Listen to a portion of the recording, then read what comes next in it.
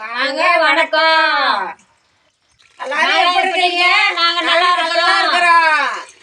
எல்லாரும் மீன் குழம்பு எப்படி வைக்கிறதுன்னு கேட்டாங்க. அதனால இன்னைக்கு நாங்க செய்யறோம் பாருங்க. சின்ன வயசுலேருந்தே மீன் குழம்பு வச்சு பழக்கம். அது வாங்க எப்படி செய்யலாம்னு பார்க்கலாம். தேவையான அளவு புளி எடுத்துக்கலாம். தண்ணியில் போட்டு நல்லா கழுவி எடுத்து கரைச்சிக்கலாம். புளி நல்லா ஊறிடுச்சு பாருங்க, போட்டு கரைச்சிக்கலாம்.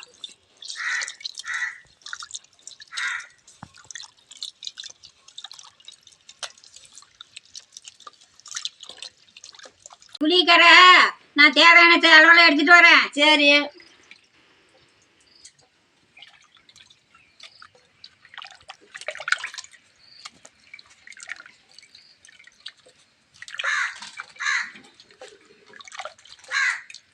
மூணு தக்காளியா எடுத்து பொடி பொடியாக அரிஞ்சு ஆட்டிக்கலாம்.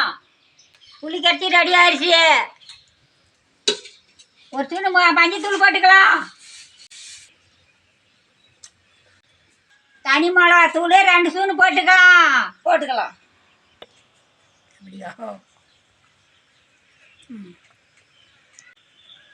மல்லித்தூள் 3 ஸ்பூன் போட்டுக்கலாம். அப்பதான் குழம்பு ஒப்படி ஆகும்.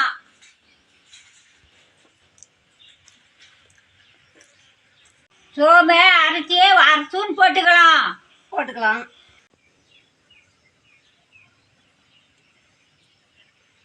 சீரகத்தூள் 1 ஸ்பூன் போட்டுக்கலாம். போதுமா? கல்லுப்பு தேவையான அளவுக்கு போட்டுக்கலாம்.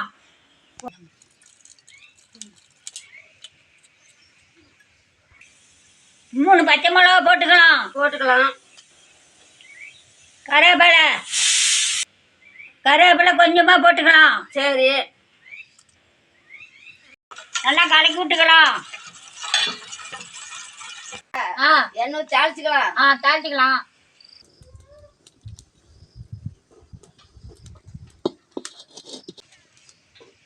பாவா கட்டி காய்ச்சிருச்சு, எண்ணெய் ஊற்றிக்கலாம்.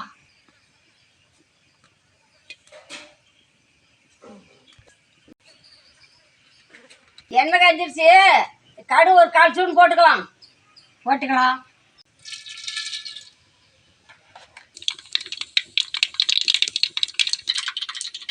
வெந்தயம் ஒரு 1/4 ஸ்பூன் போட்டுக்கலாம்.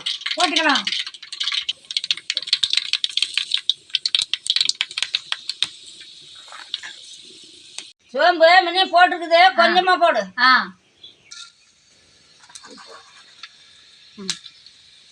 கருவேப்பிலை கொஞ்சம் உருவி போட்டுக்கலாம்.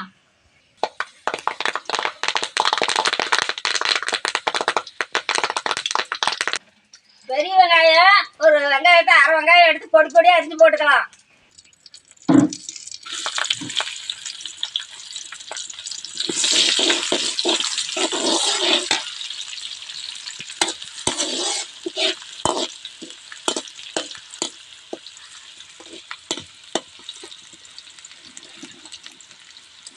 சின்ன வெங்காயம் ஒரு 200 கிராம் பொடி பொடியாக அறுத்து போட்டுக்கலாம். வெங்காயம் நல்லா வணங்கிட்டோம், அப்பதான் குழம்பு நல்லா டேஸ்டா இருக்கும். சின்ன வெங்காயம் குழம்பு நல்லா டேஸ்ட் கொடுக்கும்.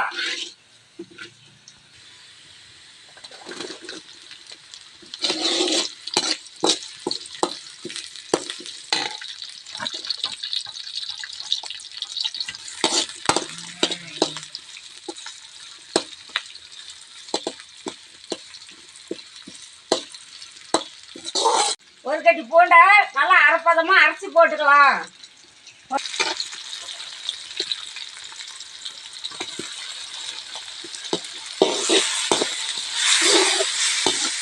பச்சை வாசனை போகிற வரைக்கும் வணக்கணும். அப்பதான் குழம்பு டேஸ்டா இருக்கும். பச்சை மிளகா ஒரு 3 மிளகா 2 பொளந்து போட்டுக்கலாம்.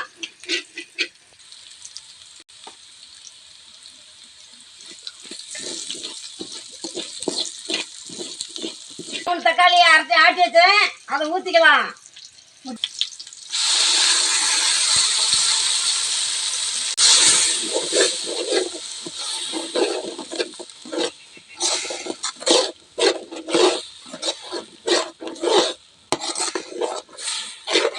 தக்காளி பச்சை பச்சை வாசனை போகிற வரலும் வணக்கிக்கலாம். மீன் குழம்பு பொறுத்தவரையில் நல்லா புளிப்பு அதிகமாக இருந்தால் தான் நல்லா டேஸ்ட்டாக இருக்கும். அதிகமாக போடணும், தக்காளி 3 போடணும், நல்லா கரைச்சி விட்டு குழம்பு கொதிக்க வச்சுக்கோங்கன்னா 2-3 நாள் வச்சுருந்தாங்க குழம்பு நல்லா டேஸ்ட்டாக இருக்கும். உப்பு தேவையான அளவு போட்டுக்கலாங்க.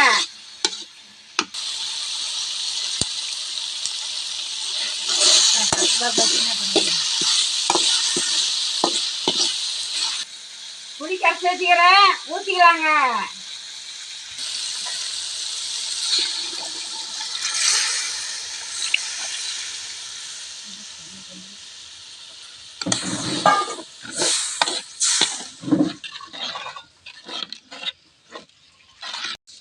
குழம்புக்கு தேவையான அளவுக்கு தண்ணி ஊற்றிக்கலாம்.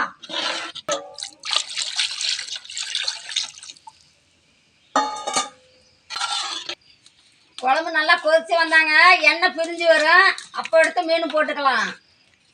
இந்த மாதிரி மீன் குழம்பு வச்சு சாப்பிட்டாங்க. வாரம் வாரம் மீன் குழம்பு சாப்பிடலான்னு ஆசையாக இருக்கும்.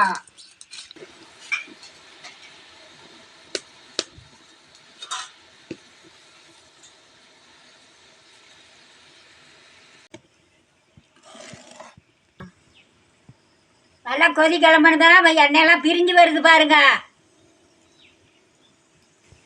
இப்போதான் மீனே போடணும், கொதி கிளம்பிருச்சு.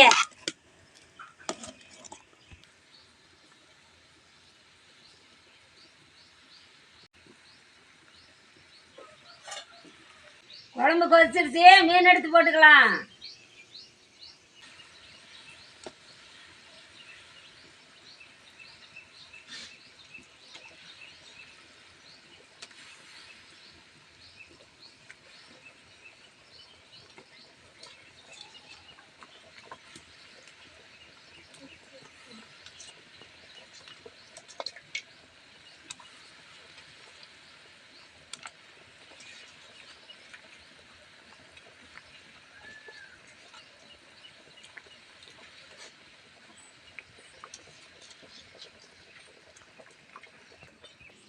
மீனை பொறுத்த வரலங்க 5 நிமிஷம் தான், அதுக்கு மேலே வச்சா குழம்பு போயிடும்.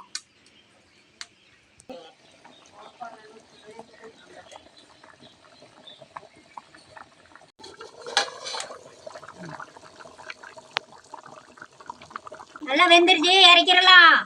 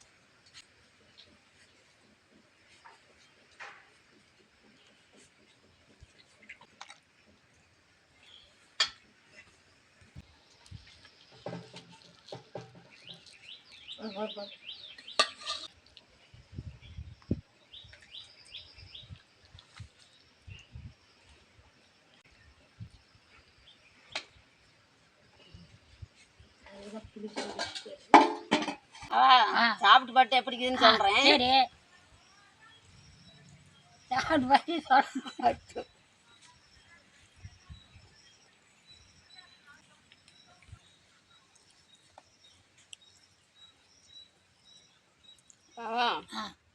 சூப்பரா இருக்குது. சூப்பரா போட்டா மீன் குழம்பு. மீன் குழம்புன்னா இப்படிலாம் இருக்கணும். எனக்கு இந்த மாதிரி வாரம் வாரம் வச்சு கொடுத்தேன்னா சூப்பரா இருக்குது, சாப்பிடுவேன். சரி, வச்சுக்கலாம்.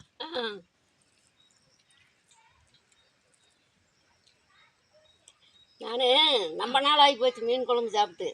அதுக்கு தான் அண்ணி வச்சு தரணும்னு எனக்கு ஆசையாக செய்ய சொன்னேன். அதுக்கு நான் வச்சுக்கலாம். நீங்கள் தான் சின்ன வயசுலேருந்து வச்சு வச்சு பழக்காயிடுச்சு. ஆமாம், சூப்பராக வச்சுக்கிறாயா.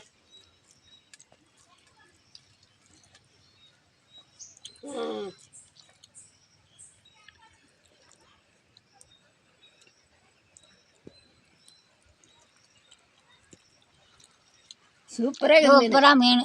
மீனுன்னா இந்த மாதிரி மீன் நானும் எடுத்து சாப்பிட்டதே இல்லையா. ம் ஆ அருமையாகுது. ஆ மீன் பேர் விரகால். அது வந்து உப்பு காரம் சுருக்குன்னு இருக்கிறதுக்கு அதுக்கும் சூப்பராக இருக்குது. கடவுளை மட்டும் தான் முன்னுக்குது. மீன் நல்லா இருக்குது, சூப்பராக இருக்குதாயா. ஆமாம், முள் இல்லாத இருக்குமா.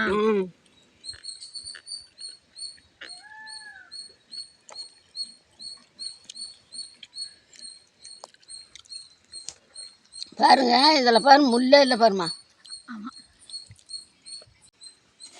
சின்ன குழந்தைங்கலேருந்து பெரியவங்க வரலாம், விரும்பி சாப்பிட்லாம். முள் அதிகமாக இல்லை, நல்லா இருக்குது. மீன் டேஸ்ட்டாக இருக்குது. கேமராமேன் சாப்பிட்லாம்பா, அருமையாக்குது. இந்த வீடியோ பிடிச்சிருந்தா லைக் பண்ணுங்க, ஷேர் பண்ணுங்க, சப்ஸ்கிரைப் பண்ணுங்க. அப்பதான் நான் போடுற வீடியோ உங்களுக்கு உடனே வரும். அடுத்த வீடியோல பார்க்கலாம்.